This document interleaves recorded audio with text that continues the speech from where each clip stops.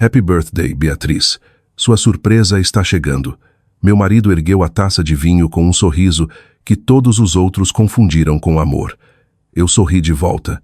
Obrigada, querido. Mas ele não fazia ideia de que eu já o tinha visto colocar algo no meu vinho. Segundos antes, eu tinha trocado silenciosamente nossas taças. 15 minutos depois, meu nome é Beatriz Lombardi, e até aquela noite, eu acreditava que existiam apenas 2 tipos de traição, a que você via chegando e a que destruía sua vida antes mesmo de você perceber que ela havia começado. Minha festa de 38 anos deveria ser simples, um jantar com buffet no clube de Campo Bela Vista, logo nos arredores de Curitiba, Paraná, cercada por família, amigos próximos, parceiros de negócios e vizinhos que conhecíamos havia anos. Meu marido, Matheus, havia insistido em organizar tudo pessoalmente. Na época, achei que era algo doce. Olhando para trás, percebi que ele havia planejado cada detalhe com uma precisão aterrorizante. O salão de festas brilhava sob lustres de cristal. Uma música suave tocava pelos alto-falantes ocultos enquanto garçons carregavam bandejas prateadas cheias de espumante e petiscos. Meus pais riam com meus colegas de trabalho perto da lareira. A irmã mais velha de Matheus estava ocupada organizando as pessoas para as fotografias. Para onde eu olhasse, via rostos familiares sorrindo para mim. Parecia o tipo de noite que as pessoas lembram para sempre, só que não pelo motivo que qualquer um esperava. Matheus passou um braço ao redor da minha cintura enquanto o fotógrafo ajustava a câmera. Sorria. Ele sussurrou. Eu sorri. A mão dele estava quente nas minhas costas. Firme, reconfortante, exatamente como sempre fora. Era isso que mais me assustava. Depois, o fato de que alguém pudesse parecer tão calmo enquanto escondia algo tão sombrio. O fotógrafo contou regressivamente. 3, 2, 1, flash. Outro flash. As pessoas aplaudiram sem motivo além da felicidade. O fotógrafo seguiu em frente. Matheus pegou 2 taças de vinho tinto de um garçom que passava. Ele me entregou uma. Eu estendi a mão automaticamente. Então alguém chamou meu nome do outro lado do salão. Beatriz. Eu me virei apenas o suficiente para acenar para minha colega de faculdade, Letícia. Quando olhei de volta, Matheus achou que eu não estava olhando. Seu corpo bloqueava a maior parte do movimento. A maior parte, mas não tudo. Eu captei o menor dos gestos. Um rápido olhar por cima do ombro, seus dedos mergulhando em direção à minha taça, depois desaparecendo com a mesma rapidez. Qualquer outra pessoa poderia ter perdido. Eu não. Meu estômago se contraiu. O que foi isso? Perguntei casualmente. Ele piscou. O quê? Você pareceu nervoso. Ele riu. Planejando uma surpresa. Vamos fazer isso.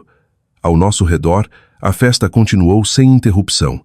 Taças tilintavam. Alguém começou a cantar junto com a banda. Minha mãe acenou para eu conhecer um primo distante que acabara de chegar. Tudo parecia perfeitamente normal. Tudo exceto Matheus. Pela primeira vez em 12 anos de casamento, notei algo que de alguma forma havia ignorado antes. Ele não sustentava meu olhar por mais de um segundo. Aceitei a taça sem beber. Meu pulso martelava nos ouvidos. Talvez eu estivesse imaginando coisas. Talvez ele tivesse ajustado o guardanapo enrolado no pé da taça. Talvez eu estivesse cansada demais. Talvez. Então Matheus se desculpou para cumprimentar outro convidado. No segundo em que ele se virou, troquei nossas taças. O movimento levou menos de 2 segundos. Sem drama, sem hesitação. Ninguém notou, nem mesmo Matheus. Eu não estava tentando armar para ele. Não estava tentando machucá-lo. Simplesmente me recusei a beber de uma taça depois de ver alguém adulterá-la secretamente. Não havia como eu fingir que tinha imaginado aquilo. Enquanto todos os outros se concentravam no bolo de aniversário sendo trazido para o salão, tirei meu celular da bolsa debaixo da toalha da mesa. Meus dedos tremeram apenas uma vez antes de eu firmá-los. Disquei 190, baixinho, cobrindo o telefone com o guardanapo. Acredito que alguém adulterou minha bebida durante minha festa de aniversário. Por favor, enviem uma viatura para o clube de Campo Bela Vista. Não sei o que tem nela, mas não me sinto segura. Falei rápido e baixo, sem acusações, sem conclusões. Apenas a verdade. Desliguei e guardei o celular de volta na bolsa antes que alguém notasse. 1 minuto depois, Matheus voltou carregando o bolo de aniversário. 38 velhinhas pequenas tremulavam sobre a cobertura branca decorada com morangos frescos. Todos se reuniram ao meu redor. A banda começou a tocar. As pessoas cantaram. Mateus ficou ao meu lado, sorrindo como o marido perfeito. Você merece o melhor aniversário, disse alto o suficiente para todos ouvirem. Seus olhos encontraram os meus. Por uma fração de segundo, me perguntei se ele de alguma forma sabia. Se soubesse, não deu sinal. Ergueu a taça. Minha linda esposa. Todos seguiram. Então, ele continuou calorosamente. Antes que Beatriz apague as velas, eu gostaria de fazer um brinde.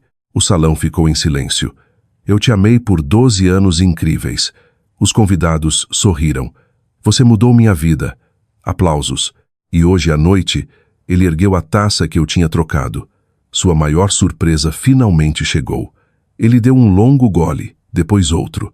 Meu batimento cardíaco desacelerou em vez de acelerar. Eu não me sentia vitoriosa. Me sentia fria, porque agora restava apenas uma pergunta. O que ele pretendia para mim? O jantar continuou. As conversas recomeçaram. As pessoas riam, comiam carne, brindavam a velhas memórias e discutiam sobre os resultados do futebol. Mateus parecia completamente normal por quase 15 minutos. Então notei ele esfregando a têmpora. Ele piscou várias vezes. Seu sorriso desapareceu. Você está bem? Perguntou seu irmão. Sim, Mateus respondeu, embora sua voz soasse estranhamente distante. 1 minuto depois, ele estendeu a mão para o encosto de uma cadeira. Errou. A taça de vinho escorregou de seus dedos e se estilhaçou no chão de madeira. A conversa parou. Ele olhou para o vidro quebrado como se não entendesse como havia caído. Suor brotava em sua testa apesar do salão fresco. Sua respiração ficou irregular. Mateus? Perguntei baixinho. Ele olhou para mim, não com raiva, não com confusão, com terror absoluto. Seus lábios se abriram. Ele sussurrou algo baixo demais para qualquer outra pessoa ouvir. Errada. Engoliu em seco. Taça. Seus joelhos dobraram. Convidados correram em sua direção de todos os lados. Alguém gritou por um médico. Outra pessoa chamou uma ambulância. Mateus estendeu a mão trêmula para mim, tentando desesperadamente falar. Sua voz falhou. Ela era para. Ele parou. Sua expressão mudou. Naquele instante, ele pareceu perceber o que terminar a frase significaria. As portas do salão se abriram. 2 policiais uniformizados entraram. Mateus olhou para cima com alívio visível, como se a salvação finalmente tivesse chegado. Um dos policiais avaliou o salão, depois caminhou diretamente para nossa mesa. Olhou primeiro para Mateus, depois para a taça de vinho estilhaçada. Finalmente falou. Senhor, gostaríamos de fazer algumas perguntas sobre um relato de que a bebida de alguém pode ter sido adulterada esta noite. Todos os olhos no salão se voltaram para nós. E pela primeira vez naquela noite, o sorriso perfeito de Mateus desapareceu. Por um longo segundo, ninguém se moveu. As palavras do policial pareciam pairar sob o lustre, mais pesadas que o vidro quebrado no chão. Uma centena de convidados ficou congelada ao redor do salão, alguns segurando fatias de bolo de aniversário pela metade, outros com celulares já erguidos, e cada rosto trazia a mesma terrível pergunta. De quem era a bebida? Mateus estava encurvado em uma cadeira com seu irmão ajoelhado ao lado, uma mão em seu ombro. Sua pele tinha ficado pálida, quase cinza, sob as luzes quentes do salão. Suor escorria pelo lado de seu rosto, e suas mãos tremiam tanto que o guardanapo de pano em seu colo continuava escorregando para o chão. Então sua mãe se virou para mim. Seus olhos se estreitaram. Beatriz, disse ela, a voz afiada o suficiente para cortar o pânico. O que está acontecendo? Foi só isso que bastou. O salão mudou, não fisicamente, mas emocionalmente. Eu senti da mesma forma que se sente o ar frio quando alguém abre uma porta no inverno. No momento, as pessoas estavam com medo por Mateus. No seguinte, olhavam para mim como se eu fosse parte do perigo. Eu tinha esperado medo. Não tinha esperado aquilo. Eu enviei a mensagem, eu disse, forçando-me a manter a voz firme. Eu vi alguém adulterar uma bebida. A irmã de Mateus, Clara, levantou-se da mesa tão rápido que a cadeira arranhou o chão. Você chamou a polícia na sua própria festa de aniversário. Eu chamei porque não me sentia segura. Clara olhou de mim para Mateus e de volta. Ele é quem está doente. Eu sei. Minha resposta só piorou as coisas. Um murmúrio percorreu os convidados. Meu pai abriu caminho pela multidão em minha direção, mas minha mãe segurou seu braço silenciosamente, avisando-o para não tornar a cena maior. Letícia, minha colega de faculdade, ficou perto da mesa do bolo com a mão sobre a boca, olhando para mim como se quisesse acreditar em mim, mas não entendesse como.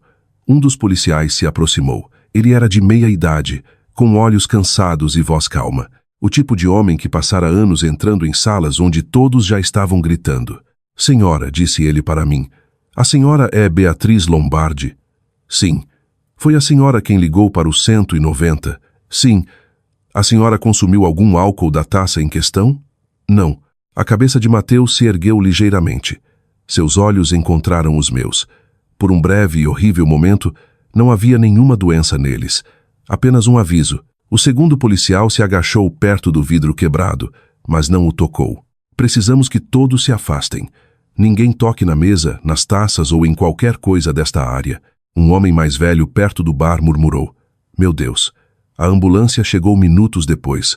Embora o tempo tivesse começado a parecer estranho para mim, paramédicos entraram com uma maca e começaram a fazer perguntas. O que Mateus tinha comido? Quanto ele havia bebido? Ele tinha condições médicas? Estava tomando algum medicamento? Mateus tentou responder, mas suas palavras saíam arrastadas. Não sei, murmurou ele. Tinha algo no vinho. A mãe dele arfou. Clara apontou para mim. Ouviram isso? Ele disse que tinha algo no vinho. O policial se virou para ela. Senhora, por favor, não interfira. Não estou interferindo. Estou dizendo que ela tinha a outra taça. Meu coração afundou porque ela estava certa. Para todos naquela sala, a história parecia simples. Mateus tinha ficado doente depois de beber de uma taça que originalmente tinha sido entregue para mim. Eu havia chamado a polícia antes que qualquer coisa acontecesse. Eu não havia bebido da minha taça. Eu havia permanecido calma enquanto meu marido desabava. Calma, aprendi naquela noite. Pode parecer culpa quando as pessoas querem alguém para culpar. Preciso que a senhora venha comigo, disse o policial gentilmente. Meu pai deu um passo à frente. Minha filha está presa? Não, senhor. Estamos separando testemunhas e preservando depoimentos. Testemunhas?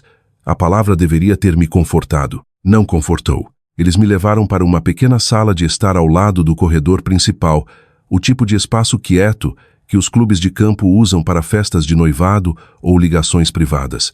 Havia um sofá floral, 2 poltronas e uma aquarela emoldurada do campo de golfe ao nascer do sol.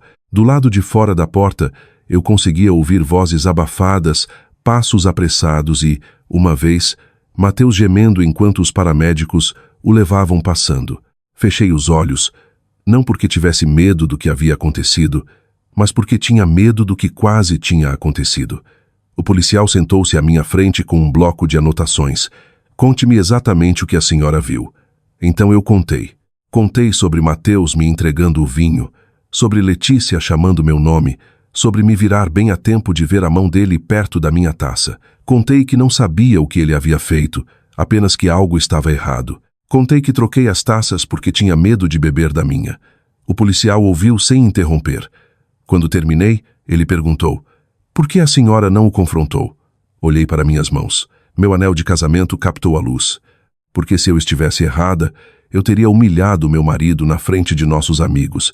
E se você estivesse certa, engoli em seco. Então eu não sabia o que ele poderia fazer. Pela primeira vez, algo na expressão do policial suavizou.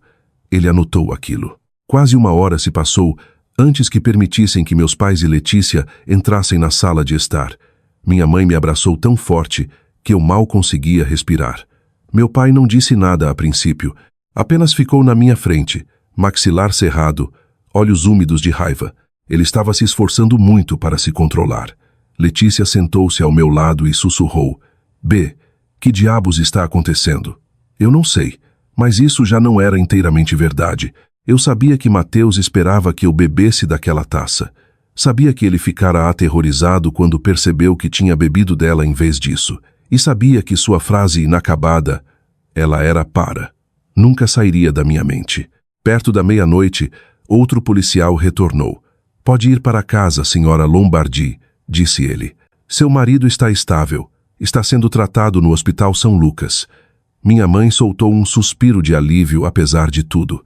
Eles sabem o que era? Perguntei. Informações preliminares sugerem que ele foi exposto a uma substância que pode causar confusão, coordenação prejudicada e problemas de memória de curto prazo. Saberemos mais depois dos exames laboratoriais. Problemas de memória. A palavra me atingiu mais forte do que veneno teria. Não morte, controle. Foi isso que entrou primeiro na minha mente, embora eu ainda não pudesse explicar por quê. O policial continuou. Neste momento, não estamos fazendo prisões esta noite. Precisamos dos resultados dos exames, das imagens de vigilância e dos depoimentos formais.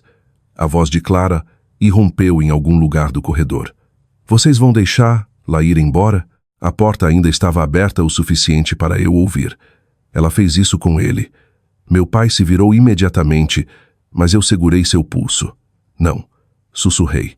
Ele olhou para mim furioso e de coração partido. Beatriz, por favor, porque de repente eu entendia algo importante. A família de Mateus havia escolhido sua história. Até amanhã, todos teriam ouvido. Pobre Mateus desabou na festa de aniversário da esposa. Beatriz chamou a polícia antes mesmo de ele ficar doente. Beatriz trocou as taças. Beatriz esteve calma demais, e no espaço entre suspeita e prova, uma mulher podia perder a reputação mais rápido do que um homem perdia a consciência. Quando finalmente saí, flashes de câmera explodiram perto da entrada. Alguém devia ter chamado um repórter local. Ou talvez a história já tivesse se espalhado online pelos celulares dos convidados. Meu vestido de aniversário parecia fino contra a noite fria de Curitiba, e minha mãe colocou seu casaco sobre meus ombros enquanto caminhávamos para a caminhonete do meu pai. Olhei para trás uma vez. Através das janelas do clube, conseguia ver os funcionários limpando o salão onde eu não tinha apagado velas, não tinha aberto presentes e deixado para trás um bolo que ninguém queria comer. Meu celular vibrou. Uma mensagem de um número desconhecido apareceu na tela. Você deveria ter simplesmente bebido, Beatriz. Parei de andar. Meu pai notou. O que é? Fiquei olhando para as palavras até elas embaçarem. Então outra mensagem apareceu. Agora todo mundo vai achar que você envenenou seu marido. E pela primeira vez naquela noite, percebi que Mateus talvez não tivesse planejado isso sozinho. Eu não dormi. Toda vez que fechava os olhos, via a mensagem de texto novamente. Você deveria ter simplesmente bebido, Beatriz. As palavras não estavam com raiva, não estavam emocionais. Eram objetivas, como se quem as enviou acreditasse estar afirmando algo óbvio. Às 6 da manhã do dia seguinte, eu estava sentada à mesa da cozinha com uma caneca de café que há muito tinha esfriado quando meu pai entrou carregando uma sacola de papel de supermercado. Você precisa comer. Não consigo. Você tem que tentar. Ele colocou um muffin de mirtilo e uma banana ao meu lado antes de sentar na cadeira à minha frente. Meus pais haviam insistido em ficar à noite. Minha mãe estava dormindo no quarto de hóspedes depois de chorar até a exaustão. Papai parecia mais velho do que no dia anterior. Ele juntou as mãos. O detetive ligou enquanto você estava no banho. Olhei para cima imediatamente. O que ele disse? O laboratório confirmou que havia uma droga no vinho. Segurei a respiração. Não era veneno. Eu sei. Eles dizem que era um medicamento controlado que afeta coordenação, julgamento e memória de curto prazo. A dose que Mateus recebeu não foi considerada ameaçadora à vida, exatamente como o policial havia insinuado na noite anterior. Não assassinato. Algo diferente. Ainda estão esperando identificar o composto exato, continuou papai. Eles também coletaram imagens de segurança do clube. Assenti lentamente. Pela primeira vez desde a festa, senti algo mais forte que medo. Curiosidade. Se Mateus não pretendia me matar, então o que exatamente ele pretendia? No meio da manhã, minha advogada, Rebeca Silva, chegou. Eu havia conhecido Rebeca 5 anos antes, quando minha empresa negociou uma disputa complicada com o fornecedor. Ela era calma, implacavelmente prática, e tinha o hábito irritante de fazer perguntas desconfortáveis antes de oferecer qualquer garantia. Sentou-se à minha frente na sala de estar, bloco jurídico equilibrado em um joelho. Vamos assumir que você está dizendo a verdade. Ela começou. Eu estou. Eu acredito em você. Ela pausou. Mas crença não é prova. Agradeci aquilo. A maioria das pessoas me tratava ou como vítima ou como suspeita. Rebeca me tratava como cliente. Me conte novamente sobre ontem. Eu contei. Cada detalhe, cada movimento, cada frase que Mateus falou. Quando terminei, ela bateu a caneta no bloco. Você disse que ele anunciou sua grande surpresa. Sim. Ele alguma vez lhe contou antes o que era a surpresa? Não. Deveria haver um presente? Eu assumi que sim. Rebeca franziu a testa. O que aconteceu com ele? A pergunta me parou frio. O presente? Ninguém mencionara depois que Mateus desabou. A caixa lindamente embrulhada que eu esperava nunca apareceu. Naquela tarde, voltei para casa pela primeira vez desde a festa. A casa parecia estranhamente vazia. Não porque Mateus não estivesse lá, mas porque tudo parecia exatamente igual. O casaco dele ainda estava pendurado ao lado da porta da garagem. Seus tênis de corrida estavam junto da escada. Sua caneca de café estava na pia. Os detalhes ordinários de um casamento pareciam quase cruéis. Depois de uma noite extraordinária, entrei no escritório dele em casa. Por 12 anos, respeitamos os espaços de trabalho um do outro. Eu nunca tinha vasculhado a mesa dele, nunca verificado as gavetas. Nunca imaginei que um dia precisaria. A maior parte do que encontrei parecia comum. Arquivos de impostos, papéis de seguro, recibos, contratos de negócios. Então abri a gaveta de baixo. Vazia, exceto por uma pequena marca na poeira. Algo estivera lá recentemente. Algo do tamanho de uma pasta de documentos. Tinha sido removido. Recentemente? Recentíssimo. Rebeca chegou 20 minutos depois que liguei para ela. Ficou na porta do escritório. Mateus normalmente guardava documentos importantes aqui, tudo. E agora apontei para a gaveta vazia. Ela se agachou ao lado. O quê? O padrão da poeira, ela apontou. O que quer que estivesse aqui não foi removido meses atrás. Você acha que alguém veio depois da festa? Ela olhou para cima. Acho que alguém esperava recuperar algo. Aquela frase ficou comigo a tarde toda. Alguém esperava recuperar algo. Não esconder. Recuperar, como se o dia anterior tivesse sido programado até o último minuto. Mais tarde, naquela noite, o detetive Carlos Lima ligou. Identificamos o medicamento. Coloquei a chamada no viva voz para Rebeca ouvir. O que era? É um sedativo controlado sob receita. Na quantidade recuperada do sangue do seu marido, provavelmente causaria confusão, julgamento prejudicado, lapsos de memória e diminuição da consciência. Deixaria alguém inconsciente? Não. Mataria? Não. Rebeca se inclinou para a frente.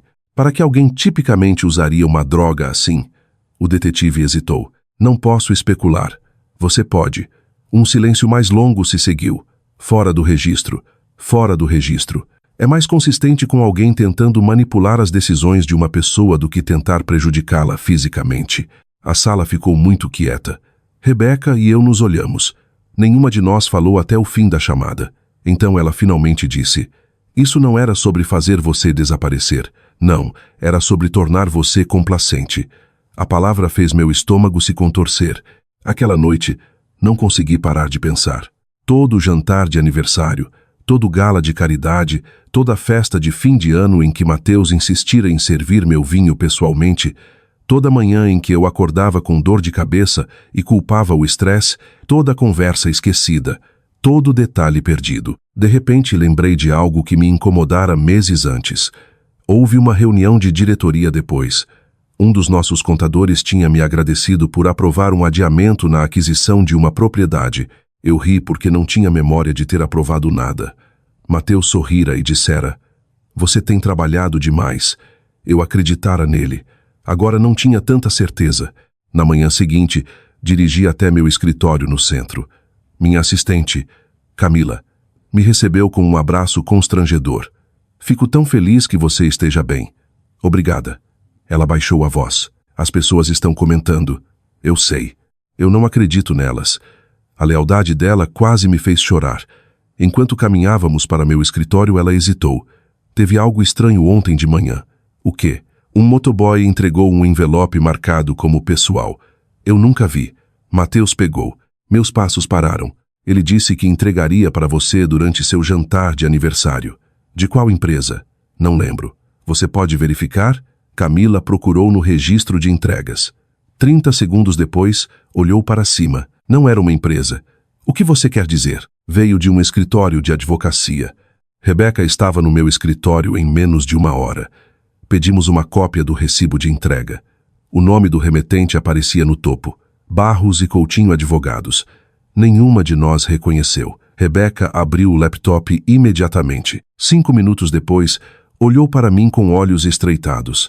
Este escritório se especializa em reestruturação de patrimônio, transferências corporativas e trusts irrevogáveis. Senti meu pulso acelerar. Por que Mateus teria documentos jurídicos entregues no meu escritório sem me contar? Rebeca não respondeu imediatamente. Em vez disso, fez a pergunta que eu vinha evitando desde a festa. Beatriz, se aqueles papéis eram para ser sua surpresa de aniversário, por que era tão importante que você bebesse aquele vinho primeiro? Olhei pela janela do escritório para as ruas movimentadas de Curitiba abaixo. Carros se moviam. Pessoas corriam para almoçar. A vida continuava exatamente como sempre. A minha não mais, porque pela primeira vez eu conseguia finalmente ver o contorno da verdade. A droga nunca fora o destino. Tinha sido apenas o primeiro passo.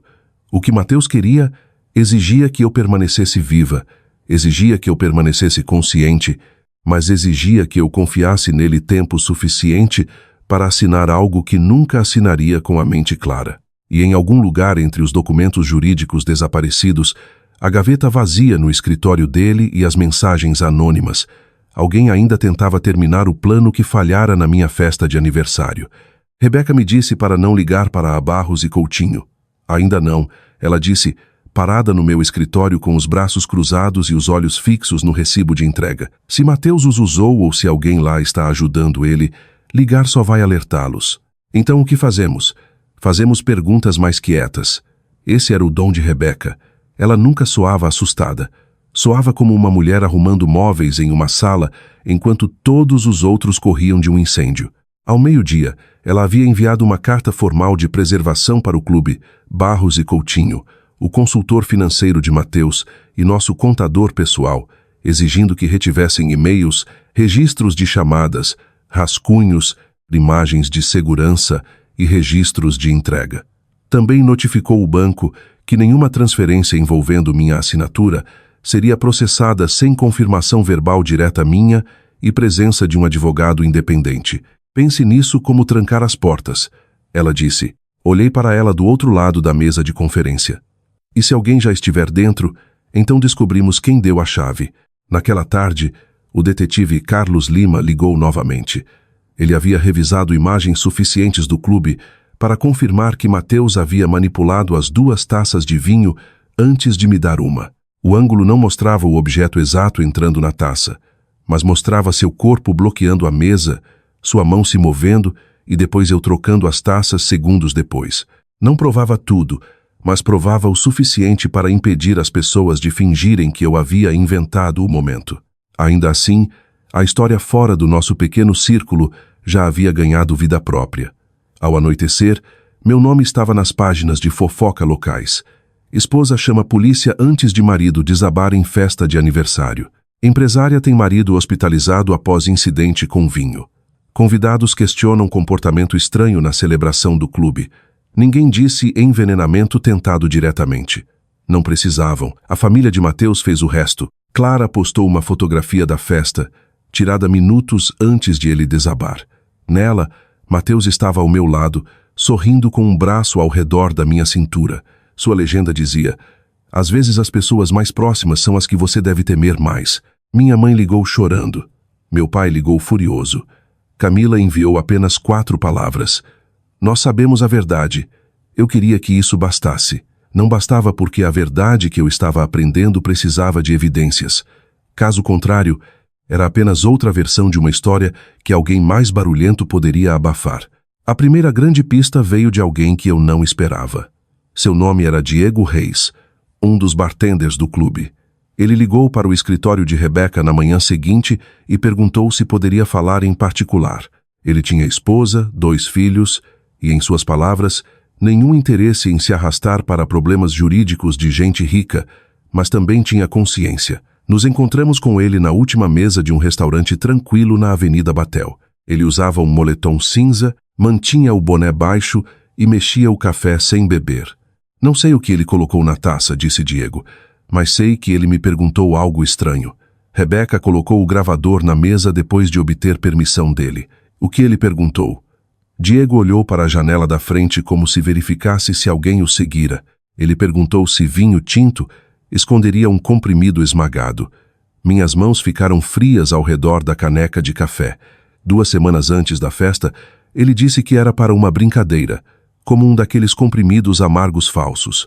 Eu disse que não queria nada com isso. Ele mencionou Beatriz. Rebeca perguntou. Não, mas perguntou qual vinho ela gostava. Disse que ela sempre bebia Pinot Noir se fosse do Chile. Aquele detalhe me atingiu mais forte do que eu esperava. Mateus conhecia meu pedido de vinho, minhas flores favoritas, como eu tomava café, o nome do cobertor que eu usava quando assistia filmes antigos nas noites de domingo. Amor não deveria tornar alguém mais fácil de machucar. Diego engoliu em seco. Havia uma mulher com ele. A caneta de Rebeca parou. Que mulher? Loira, início dos 40 talvez. Casaco caro. Ela não falava muito, mas riu quando ele disse que sua esposa não notaria nada depois de 2 taças. Senti o restaurante inclinar ligeiramente. Rebeca deslizou uma foto impressa pela mesa. Era uma foto de Vanessa Rocha, ex-namorada de faculdade de Mateus, agora consultora que recentemente começara a aparecer em eventos de caridade com Clara. Diego olhou para ela por menos de 1 segundo. É ela. Fechei os olhos. Vanessa, claro. Não porque ela fosse mais bonita, mais jovem ou mais empolgante. Não era. O que ela tinha era história com Mateus. E história podia se tornar veneno quando as pessoas a alimentavam por tempo suficiente. Rebeca pediu que Diego assinasse um depoimento. Ele hesitou, depois assinou. Depois que ele saiu, fiquei na mesa olhando para o círculo molhado que minha caneca de café deixara. Rebeca esperou. Finalmente eu disse, há quanto tempo você acha que isso está acontecendo? O caso? Não. O plano. Ela não respondeu. Aquilo foi resposta suficiente. Nos 3 dias seguintes, as peças que faltavam começaram a se encaixar. Camila encontrou e-mails que Mateus havia encaminhado da minha conta do escritório para ele mesmo meses antes. Nada dramático à primeira vista. Apenas entradas de agenda, pautas de reunião, anotações e lembretes jurídicos. Nosso contador confirmou que Mateus havia perguntado sobre simplificar a autoridade de decisão caso eu me tornasse medicamente indisponível. Barros e Coutinho não responderam ao primeiro pedido de Rebeca, o que disse a ela mais do que uma resposta teria dito. Então o detetive Carlos Lima obteve imagens da câmera do corredor do lado de fora do salão do clube. Às 20h42, 12 minutos depois de Mateus desabar, Vanessa Rocha saiu por uma porta lateral carregando uma pasta de couro preta do mesmo tamanho da marca de poeira na gaveta do escritório de Mateus. Rebeca assistiu às imagens 3 vezes sem falar. Eu assisti uma vez. Foi tudo de que precisava. Na manhã seguinte, fiz algo que parecia quase impossível. Liguei para Mateus. Ele havia recebido alta do hospital no dia anterior e estava na casa da mãe. Sua voz soava fraca quando atendeu, mas não fraca o suficiente para impedi-lo de atuar. Beatriz, ele disse suavemente. Graças a Deus. Eu estava tão preocupado. Quase ri. Em vez disso, me apoiei no balcão da cozinha, olhando para o vapor subindo do meu café. Estava, você tem que saber que eu nunca te machucaria. Lá estava. A frase que pessoas culpadas preparam antes mesmo que inocentes as acusem. Então me diga o que tinha no vinho. Silêncio. Não sei. Então me diga por que você disse, taça errada. Sua respiração mudou. Eu estava delirando e ela era para. Beatriz, eu quase morri. Não, Mateus. Você não morreu. Isso acertou. Ouvi na pausa que se seguiu. Você foi exposto a algo feito para deixar uma pessoa confusa, complacente e esquecida, não morta. Sua voz endureceu meio grau. Quem te contou isso? Importa? Você precisa ter cuidado com quem escuta. Eu poderia dizer o mesmo. Por um momento nenhum de nós falou. Pensei em 12 anos de casamento, 12 anos de cartões de Natal, pagamentos de financiamento, corridas ao supermercado, vacinas contra a gripe, jantares de aniversário e manhãs comuns de terça-feira. Pensei em todas as vezes que ele beijara minha testa antes de sair para o trabalho. Então pensei nele me vendo erguer aquela taça. Mateus baixou a voz. Venha para a casa da minha mãe hoje à noite sozinha. Precisamos conversar antes que os advogados transformem isso em algo que não é. Lá estava de novo.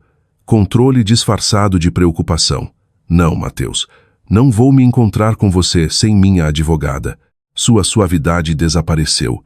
Você está cometendo um erro. Olhei para a janela onde meu pai estava lá fora rastelando folhas. Ele já havia rastelado 2 vezes, porque precisava de algo para fazer com a raiva. Não, Mateus.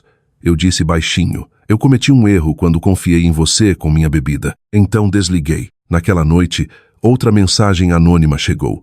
Pare de cavar. 1 segundo depois, uma foto veio. Era uma foto minha saindo do escritório de Rebeca, tirada naquela tarde. Minhas mãos tremeram, mas dessa vez não de medo, de clareza. Encaminhei para o detetive Carlos Lima, depois para Rebeca. A resposta dela veio quase imediatamente. Ótimo, agora eles estão com medo. Fiquei olhando para aquelas palavras por muito tempo. Eles estavam com medo. Mateus, Vanessa, quem quer que na Barros e Coutinho tivesse preparado aqueles documentos. Quem mais acreditara que eu acordaria depois da minha festa de aniversário com dor de cabeça, uma memória faltando e uma assinatura em papéis que eu não entendia. Eles estavam com medo porque a mulher que eles planejaram confundir havia se tornado a única pessoa fazendo as perguntas certas. E eu sabia então que não podia simplesmente me defender. Tinha que deixá-los acreditar que ainda tinham chance de vencer, porque pessoas assustadas fogem, mas pessoas arrogantes continuam falando. A parte mais difícil não foi reunir evidências. Foi fingir que eu ainda não as tinha. Rebeca me avisou que pessoas como Mateus raramente paravam depois que o primeiro plano falhava. Elas simplesmente se ajustavam. Se acreditassem que eu ficara assustada o suficiente para recuar, continuariam se movendo. E cada movimento deixaria outra pegada. Então eu desapareci. Pelo menos foi o que deixei que pensassem. Por quase uma semana, cancelei todas as reuniões não essenciais, parei de responder a repórteres, ignorei as redes sociais e trabalhei quase inteiramente de casa. Camila respondia perguntas no escritório com a mesma frase, cuidadosa toda vez. A senhora Lombardi está em licença pessoal. A fofoca mudou quase da noite para o dia. Algumas pessoas decidiram que eu estava envergonhada. Outras assumiram que eu estava negociando um divórcio. Clara continuou postando citações vagas online sobre traição e justiça. Mateus permaneceu em silêncio, o que me surpreendeu mais do que qualquer coisa. Ele sempre odiara perder o controle da narrativa. Rebeca sorriu quando mencionei. Ele não está em silêncio, ela disse. Está ocupado. Isso se provou verdadeiro 2 dias depois. Camila ligou logo depois do almoço. Beatriz, alguém da Barros e Coutinho acabou de contatar a contabilidade. O que eles queriam? Perguntaram se a reunião de diretoria agendada para terça que vem ainda vai acontecer. Franze a testa. Como eles sequer saberiam da reunião de diretoria? É exatamente por isso que liguei. Depois de desligar, Rebeca se recostou na cadeira. Eles estão esperando que algo aconteça nessa reunião. Ainda acham que podem terminar isso. Eles não perguntariam de outra forma. Nossa empresa não era enorme, mas depois de 12 anos de crescimento, a Lombardi Design empregava quase 200 pessoas no centro do Paraná. Mateus gerenciava as operações enquanto eu supervisionava a estratégia e relacionamentos com grandes clientes. Legalmente eu continuava a sócia majoritária. Se alguém quisesse o controle, precisaria de mim ou de algo que parecesse o suficiente comigo. Rebeca contatou o presidente do conselho naquela tarde. A reunião prosseguiria exatamente como agendada. Apenas uma coisa mudaria. Cada palavra seria gravada. Enquanto isso, o detetive Carlos Lima silenciosamente expandiu sua investigação. A fotografia anônima minha saindo do escritório de Rebeca não havia sido enviada por um serviço criptografado como os dramas de televisão costumam retratar. Quem enviou cometera um erro. Usara um telefone pago comprado 3 semanas antes. As câmeras de segurança da loja capturaram o comprador, Vanessa. Ela usava óculos escuros apesar de estar dentro de casa. Pagou em dinheiro. Olhou diretamente para uma das câmeras por quase 2 segundos completos. O detetive Carlos Lima chamou de o tipo de erro que as pessoas cometem quando acham que são mais espertas que todo mundo. Na manhã de sexta, outra surpresa. Diego, o bartender, ligou novamente. Lembrei de algo.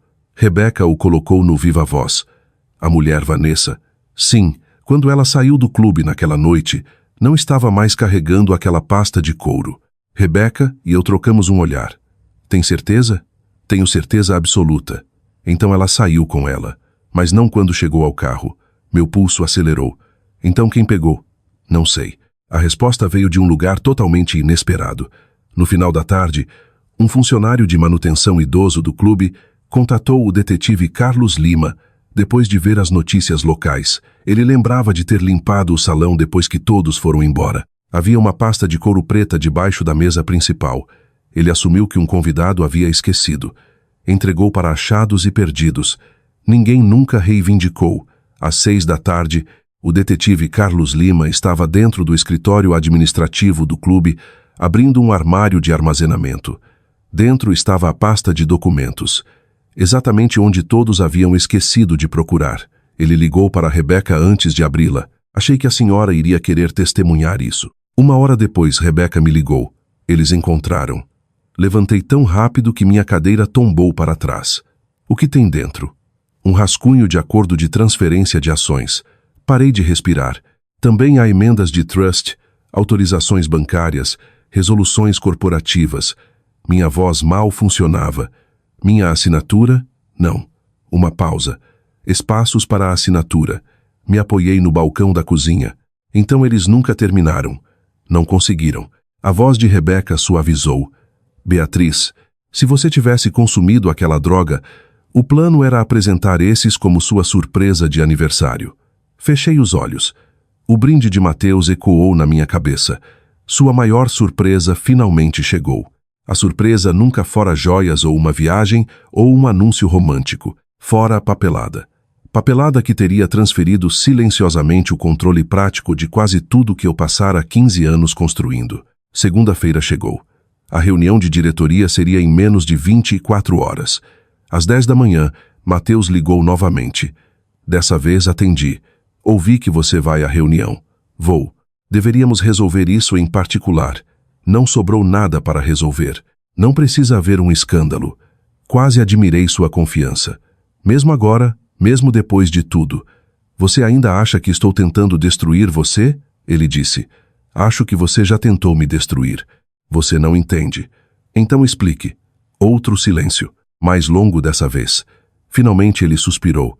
Vanessa me convenceu de que nós dois seríamos mais felizes. Lá estava. Não um pedido de desculpas. Uma explicação projetada para reduzir a responsabilidade. Vanessa te convenceu a colocar algo no meu vinho? Ele não respondeu. Vanessa te convenceu a preparar documentos jurídicos pelas minhas costas? Ainda nada. Sabe o que eu acho, Mateus? O quê? Acho que você tem mentido por tanto tempo que esqueceu como soa sua própria voz. Ele desligou. Na manhã de terça, cheguei à sede 30 minutos mais cedo. Rebeca caminhou ao meu lado carregando 3 pastas. O detetive Carlos Lima não estava lá, nem policiais uniformizados. Isso não era uma prisão. Ainda não.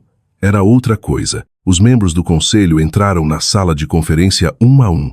Vários pareciam desconfortáveis. Alguns evitavam contato visual completamente. Mateus chegou por último. Parecia mais saudável do que desde a festa de aniversário, embora tivesse perdido peso na semana anterior. Vanessa não estava com ele, mas notei que ele continuava verificando o celular. Esperando. Ele sorriu quando me viu. Fico feliz que você veio. Eu também. O presidente pigarreou. Vamos começar? Rebeca se levantou. Antes de começarmos, a senhora Lombardi tem um pedido procedural. O sorriso de Mateus vacilou. Rebeca continuou calmamente. Dado os eventos recentes, a reunião de hoje começará com uma revisão de vários documentos que recentemente entraram em nossa posse. Mateus se virou para mim. Seu rosto permaneceu composto. Apenas seus olhos mudaram pela primeira vez desde meu aniversário. Vi incerteza. Rebeca colocou a pasta de couro preta no centro da mesa de conferência. Ninguém falou. Mateus olhou para ela como se estivesse olhando para um fantasma. Não entendo, conseguiu dizer. Acho que entende, eu disse baixinho. A sala permaneceu em silêncio enquanto Rebeca abria a pasta. Um documento após o outro deslizou sobre a mesa de nogueira polida. Rascunhos de acordos de transferência, resoluções corporativas, emendas de trust, não assinados, esperando. O presidente ajustou os óculos. Mateus, sua voz já não era amigável. Você se importaria de explicar por que documentos jurídicos, transferindo o controle efetivo desta empresa, Foram preparados sem o conhecimento da sua sócia majoritária. Mateus abriu a boca, fechou, olhou para a cadeira vazia ao lado dele onde Vanessa deveria estar. Ela nunca chegou porque naquele exato momento 2 detetives executavam um mandado de busca no condomínio dela. E pela primeira vez desde que troquei aquelas taças de vinho, Mateus finalmente entendeu como era perceber que o plano realmente havia falhado. Mateus nunca respondeu à pergunta do presidente. Olhou para a pilha de documentos espalhados pela mesa de conferência como se pertencessem a outra pessoa, alguém que ele nunca conhecera. Sua boca se abriu 2 vezes antes que qualquer palavra saísse. São apenas rascunhos. Rebeca nem sequer olhou para ele. São, ela concordou, o que torna uma pergunta especialmente importante. Ela deslizou o primeiro documento em direção aos membros do conselho. Por que esses rascunhos foram entregues no escritório da senhora Lombardi na manhã de seu aniversário, sem o conhecimento dela? Silêncio. E por quê? Rebeca continuou, colocando outro documento ao lado. Foram removidos do escritório em casa do senhor Lombardi imediatamente depois que ele foi hospitalizado? O presidente olhou de Mateus para mim. Isso é verdade? Mateus esfregou as 2 mãos no rosto. Eu estava tentando simplificar nossa estrutura de negócios sem contar a minha esposa. Era para ser uma surpresa. Aquela palavra caiu na sala como vidro quebrado. Uma surpresa? A mesma palavra que ele usara ao erguer sua taça de vinho na minha festa de aniversário. Ninguém sorriu dessa vez. Rebeca abriu outra pasta. O detetive Carlos Lima já confirmou que esses documentos foram preparados semanas antes da festa. Não eram um presente de aniversário. Eram instrumentos jurídicos que teriam transferido o controle efetivo dos interesses de propriedade da senhora Lombardi. Os ombros de Mateus caíram, mas não foram assinados. Não. Rebeca respondeu calmamente porque algo inesperado aconteceu. Ela não precisou dizer o quê. Todos ao redor da mesa já sabiam. A pessoa errada havia bebido da taça errada. A investigação acelerou nas 3 semanas seguintes. Mandados de busca revelaram mensagens criptografadas entre Vanessa e Mateus, discutindo manter Beatriz complacente tempo suficiente para terminar tudo em uma noite. Eles nunca usaram a palavra droga. Nunca descreveram exatamente o que seria colocado no vinho. Foram cuidadosos demais. Pessoas que acreditam ser espertas muitas vezes ignoram algo simples: o tempo. As mensagens coincidiam com as datas dos rascunhos jurídicos. Recibos de restaurantes colocavam Mateus e Vanessa juntos com um dos advogados da Barros e Coutinho várias vezes ao longo de vários meses. Registros bancários mostravam pagamentos de consultoria anormalmente grandes, movendo-se entre empresas conectadas a Vanessa e contas controladas por Mateus. Nenhuma peça única de evidência provava tudo. Juntas contavam uma história. O advogado da Barros e Coutinho fez o primeiro acordo. Ele não estava disposto a arriscar sua licença de advogado ou sua liberdade por pessoas que já haviam começado a se culpar umas às outras. Seu depoimento mudou tudo. Segundo ele, Mateus insistia que as transferências eram voluntárias. Disse que Beatriz queria menos responsabilidades. O advogado admitiu durante sua entrevista. Você alguma vez ouviu isso da própria Beatriz? O detetive Carlos Lima perguntou. Não. Você alguma vez falou com ela? Não. Então por que continuou? O advogado baixou a cabeça. Acreditei no meu cliente. Aquela crença custou a carreira dele. Vanessa durou mais 4 dias. Então pediu seu próprio advogado. Diferente de Mateus, ela entendia algo importante. A conspiração já não dependia de lealdade. Dependia de quem falasse primeiro. Ela admitiu que o caso havia começado quase 1 ano antes. Admitiu ter encorajado Mateus a reestruturar a propriedade. Admitiu ter discutido maneiras de me tornar menos resistente durante conversas importantes. Mas quando os detetives perguntaram quem sugerira colocar a substância no vinho, ela olhou para a mesa. Mateus. Mateus recusou todas as oportunidades de se explicar diretamente para mim. Em vez disso, enviou cartas por meio de seu advogado. A primeira culpava Vanessa, a segunda culpava o estresse, a terceira culpava a solidão. Nenhuma continha as palavras, me desculpe. Rebeca devolveu cada uma sem resposta. Ele não está pedindo desculpas, ela disse. Está negociando. Ela estava certa. Mesmo depois de tudo, Mateus ainda acreditava que havia uma versão dos eventos que ele podia vender. Não para mim, para ele mesmo. 6 meses depois do meu aniversário, nossa audiência de divórcio finalmente começou. O tribunal parecia estranhamente comum, sem música dramática, sem gritos, apenas bancos de madeira polida, luzes fluorescentes e pessoas esperando que suas próprias manhãs difíceis começassem. Mateus estava do outro lado da sala vestindo um terno azul marinho escuro que eu havia comprado para ele 3 natais antes. Parecia mais velho, menor de alguma forma. Não por causa do processo jurídico, mas porque não havia mais ninguém sentado ao lado dele. Vanessa havia aceitado um acordo de delação e desaparecido da vida pública. Clara compareceu apenas no primeiro dia antes de sair silenciosamente. Sua mãe nunca veio. Meus pais sentaram-se diretamente atrás de mim. Papai apertou meu ombro antes da audiência começar. Você já ganhou. Sorri gentilmente.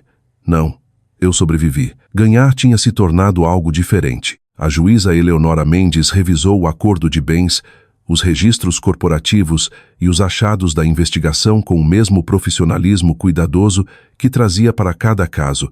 Quando chegou às evidências em torno da festa de aniversário, ela pausou.